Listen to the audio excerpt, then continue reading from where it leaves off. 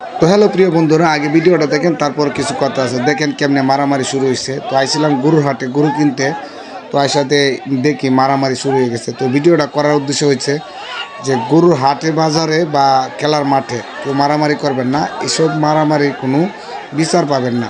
তো এখানে যে মারামারিটা আমি যে হয়েছে, আমি মানে ভালো করে ভিডিওটা করি নাই, তো খালি হালকা একটু বোঝানোর জন্য যে এই যে হাট বাজারে খেলার মাঠে অনেক মানুষই যে মানে মারামারি ঝগড়া করে, এটা আসলে বোকাদের কাজ, বোকা মানুষদের মানে কাজ। তো এইগুলা করবেন না, নিজের রাগটাকে সবসময় কন্ট্রোল রাখবেন।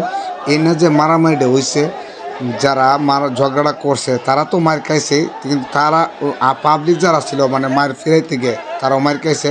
তো পাবলিকরা বাদে মানে রাগ হইয়া পরে ওদেরকেও মারছে। তো অনেক মারামারি হয়েছে, অনেক মার দিছে। তো এই মায়ের কিন্তু মানে এই মায়ের কোনো বিচার নাই।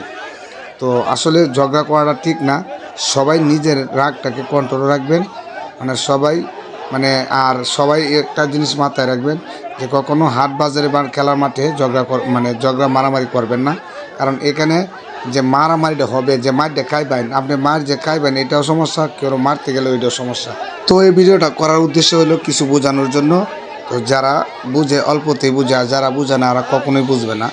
তো প্রিয় বন্ধুরা, সবাই ভালো থাকবেন, সুস্থ থাকবেন।